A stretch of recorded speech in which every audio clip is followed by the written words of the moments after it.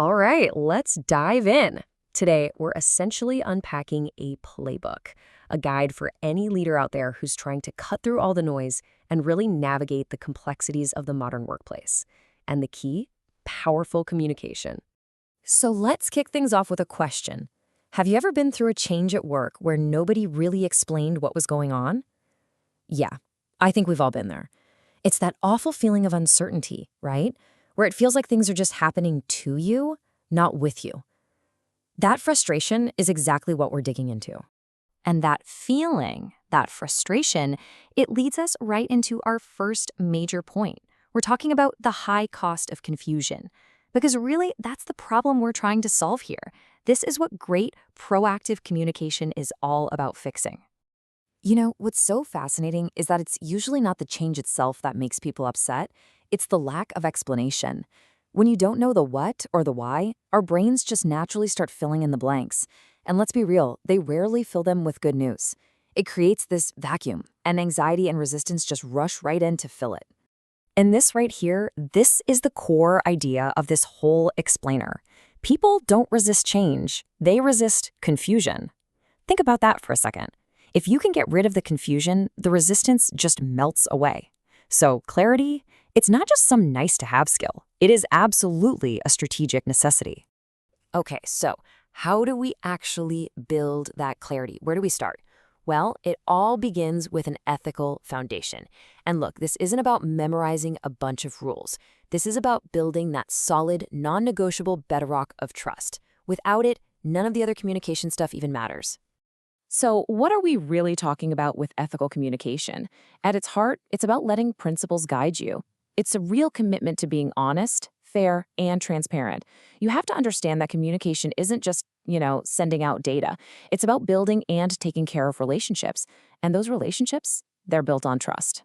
All right, so this brings up a really important question. What is an ethical dilemma, especially at work?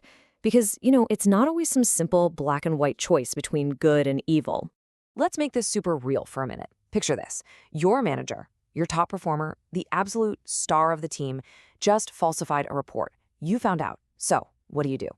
On one hand, you could report it. You're upholding honesty, doing the right thing, but you could lose your best person. On the other hand, you could just ignore it. You protect the team's numbers for the quarter, but you've just tanked your own integrity and started chipping away at trust. See? Neither choice is easy. Both have huge consequences. That is an ethical dilemma. So when you're staring down a situation like that, it helps to have a framework, a kind of roadmap. It's really about just taking a breath and not reacting instantly. You walk through the steps. First, what's the real problem here? Then, gather all the facts, not just assumptions. Next, hold your options up against your core principles, like honesty and fairness. Explore what could happen with each alternative. And only then do you make a decision, one that you can stand by. Okay, so once we have that ethical foundation set in stone, we can start talking about the fun stuff, the leader's communication toolkit. This is where we make that jump from just managing tasks to actually inspiring people. And this is such a critical distinction to make. Think about manager communication. It's often very transactional, right? It's about do this, get that done. It's about giving instructions. But leadership communication, that's transformational. It's about helping people see how their tasks connect to the bigger picture, the vision. It's about motivating them and building influence because they trust you, not just because you have the title. And to communicate like that, you need a whole different set of skills in your toolkit. We're not just talking about being a good speaker. We're talking about communicating with a clear purpose, about active listening, really hearing what's being said. It's about using emotional intelligence, or EQ, to connect with people. It's about persuading, not just ordering. And maybe one of the most important, knowing how to give feedback that actually builds people up instead of tearing them down. Yeah, let's actually double-click on that last one, feedback, because this is one of the most powerful tools a leader has, but man, it is so often misused. The goal should never, ever be to criticize. It's always about being constructive. It's about helping someone get better. And there's this fantastic, simple tool for this called the SBI model. SBI. It's so straightforward. You start with the situation. Be specific. In yesterday's team meeting. Then the behavior. What did you actually see or hear? You interrupted a few people when they were speaking. And finally, the impact. And the impact was that it made it kind of hard for the team to collaborate. See how that works? It's all facts. It's not judgmental. You're talking about the action and its consequences, which turns it into a conversation about performance, not an attack on their personality. All right, so we've got our ethical foundation. We've got tools like the SBI model. Now let's put it all together and apply it to what is probably one of the toughest tests for any leader, guiding a team through a major change. Yeah, this is really the final exam, isn't it? A big reorg, a new software system, a total shift in company strategy. How do you handle that? How do you communicate so that people feel like they're part of the journey, not just being dragged along? The most important thing to remember is that communication during a change isn't just a single announcement. It's a whole campaign. You have to think in phases. Before the change even happens, your job is to build awareness and explain the why. During the change, you have to be a source of constant, reliable updates. That's how you kill uncertainty. And after it's done, you're still not finished. You have to reinforce what's new and support people as they adapt.